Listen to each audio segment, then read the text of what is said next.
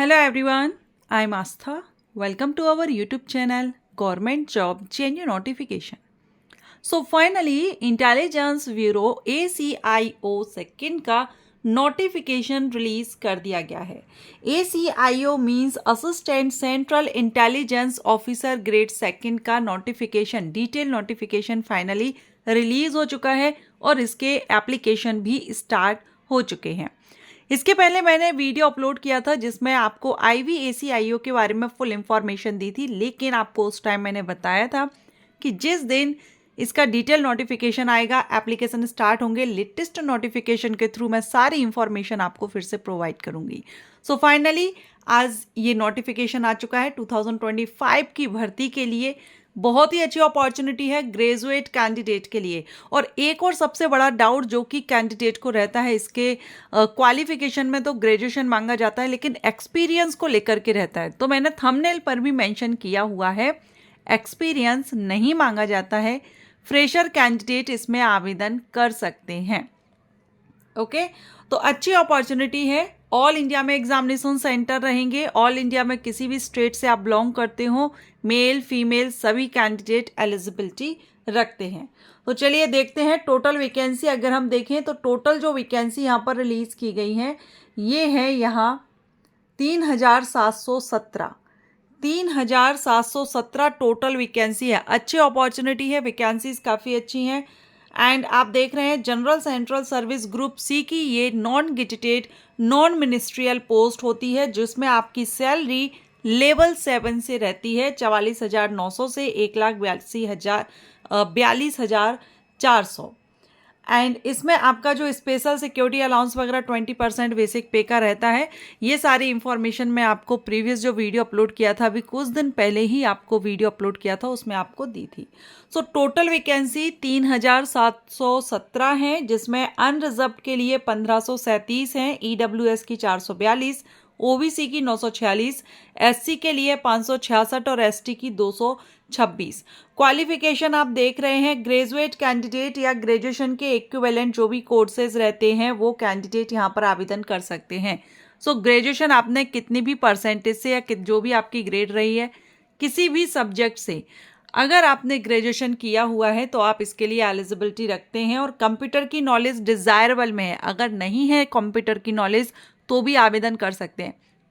देखिए बहुत से कैंडिडेट को डिजायरेबल क्वालिफिकेशन और एसेंशियल क्वालिफिकेशन को लेकर के डाउट रहता है. मैंने एक वीडियो अपलोड किया था सोशल सिक्योरिटी ऑफिसर पोस्ट पर, तो उस पर मुझे एक कमेंट रिसीव हुआ था कि आप इसमें बता रही हैं कि फ्रेशर कैंडिडेट एलिजिबल हैं लेकिन उसमें एक्सपीरियंस मांगा गया है नोटिफिकेशन में.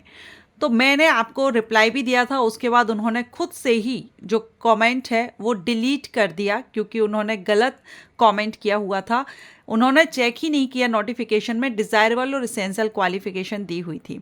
सो मैं यहाँ पर आपको अगेन क्लियर कर दूँ कि जब भी वैकेंसी आती है तो जो एसेंशियल क्वालिफिकेशन होती है ना उसके बेस पर आप एलिजिबल हो जाते हैं पर्टिकुलर पोस्ट के लिए आवेदन करने के लिए.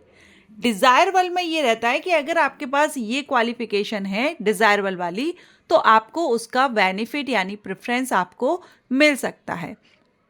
ओके, तो ये आपका यहाँ पर मैं क्लियर कर दूं ताकि आगे से आप इस तरह के कमेंट ना करें क्योंकि जिनको जानकारी नहीं है उनके लिए. और वैसे तो सभी लोग ज़्यादातर जानते ही हैं डिजायरेबल और एसेंशियल क्वालिफिकेशन में क्या डिफरेंस होता है. एज लिमिट देखेंगे तो 18 से 27 साल आपकी एज होनी चाहिए. 10 अगस्त 2025 से आपकी एज काउंट की जाएगी. SC ST कैंडिडेट को 5 साल की छूट मिलेगी, OBC कैंडिडेट को 3 साल की छूट मिल जाएगी. बाकी यहाँ पर अदर कैटेगरीज में भी मेंशन किया गया है. सो ये आप यहाँ पर देख लेंगे, स्पोर्ट्स पर्सन है, एक्स सर्विसमैन है, तो ये आप यहाँ पर देख लेंगे एज में छूट आपको कितनी मिलती है. जॉब लोकेशन की बात करें तो ऑल इंडिया में कहीं भी जहाँ ज़रूरत होगी वहाँ पर आपको पोस्टेड किया जा सकता है.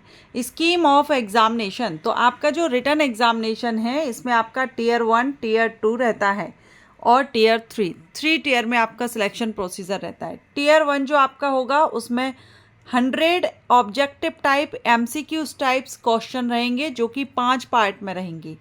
पहला रहेगा current affairs, general studies, numerical aptitude, reasoning and logical aptitude और इंग्लिश।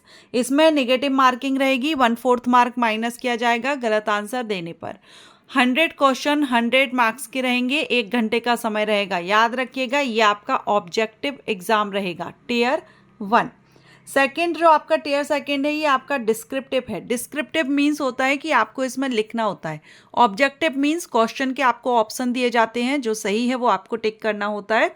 और डिस्क्रिप्टिव में आपके सामने क्वेश्चन होता है, आपको उसको लिखना होता है। पर्टिकुलर जो क्वेश्चन है उसका आंसर आपको पूरा लिखना होता है। तो यहाँ पर आपको जो डिस्क्रिप्टिव में आएंगे, एक तो ऐसे आएगा आपका 20 मार्क्स का, इंग्लिश कंप्रेंशन रहेगा 10 मार्क्स का, लॉन्ग आंसर टाइप क्वेश्चंस आपके इसमें रहेंगे 10 मार्क्स के, तो यहाँ 20 मार्क्स का। 1 घंटे का समय इसमें भी आपको दिया जाएगा और टोटल 50 क्वेश्चंस 50 मार्क्स के आपके क्वेश्चन यहाँ पर किए जाएंगे। टियर फर्स्ट टियर सेकंड के बाद आपका रहेगा इंटरव्यू, टियर थर्ड जिसको हम कहते हैं, और ये भी आपका 100 मार्क्स का रहेगा।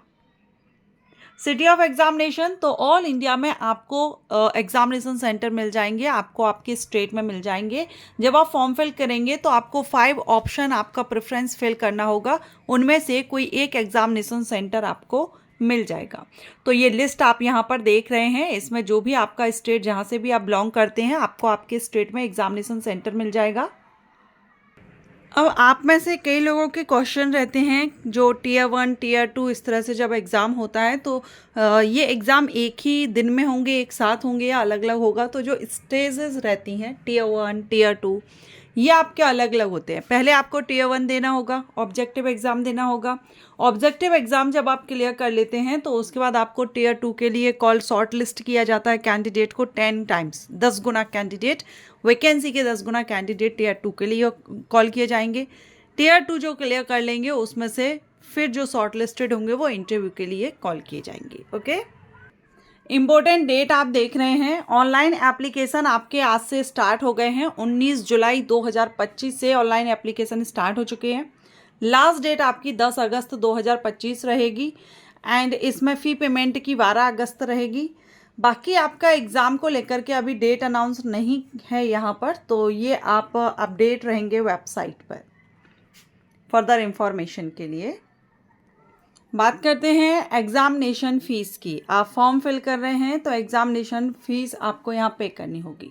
100 रुपीज़ तो आपकी रहेगी यहाँ पर examination fees, and recruitment processing charge आपका 550 रहेगा। ठीक, तो यहाँ ये जो रिक्रूटमेंट प्रोसेसिंग चार्ज है 550, ये तो सभी के लिए यहाँ पर ऑल कैंडिडेट के लिए यहाँ 550 ही रहेगा। अब मेल कैंडिडेट जो अनरिजर्व्ड ईडब्ल्यूएस और ओबीसी कैंडिडेट कैटेगरी के हैं उनके लिए, मेल कैंडिडेट के लिए यहाँ 550 plus 100 rupees examination fees means 650, तो 550 सभी कैंडिडेट को फीस पे करनी है। बाकी जो मेल कैंडिडेट हैं अनरिजर्व्ड ईडब्ल्यूएस और ओबीसी के, उनको 650 रुपये एप्लीकेशन फ़ीस पे करनी होगी। All SC ST candidate, female candidate, ex serviceman candidate, इन सभी के लिए जो फीस है एग्जामिनेशन फ़ीस ये माफ़ है, इसलिए आपको सिर्फ 550 रुपये रिक्रूटमेंट प्रोसेसिंग फ़ीस पे करनी होगी। Intelligence bureau, ministry of home affairs, government of India, बेहतरीन अपॉर्चुनिटी ग्रेजुएट कैंडिडेट के लिए अप्लाई जरूर कीजिएगा। सिलेक्शन होता है नहीं होता है ये अभी से आपको कुछ भी नहीं सोचना है, क्योंकि पोस्ट काफ़ी अच्छी है, तो डेफिनेटली आपको यहाँ कंपटीशन देखने को मिलेगा। ग्रेजुएशन लेवल की है और एनी ग्रेजुएट कैंडिडेट एलिजिबल हैं, इसलिए कंपटीशन तो रहेगा, लेकिन आप आवेदन जरूर करें। अगर आपका सिलेक्शन होता है तो आप खुद समझ सकते हैं कि आपकी कितनी बेहतरीन आपको यहाँ पर जॉब मिलने वाली है। ओके, सो आशा करती हूँ आपको ये इन्फॉर्मेशन या ये वैकेंसी अपडेट आपके लिए यूज़फुल हो, तो वीडियो को लाइक एंड शेयर कीजिएगा। Thank you.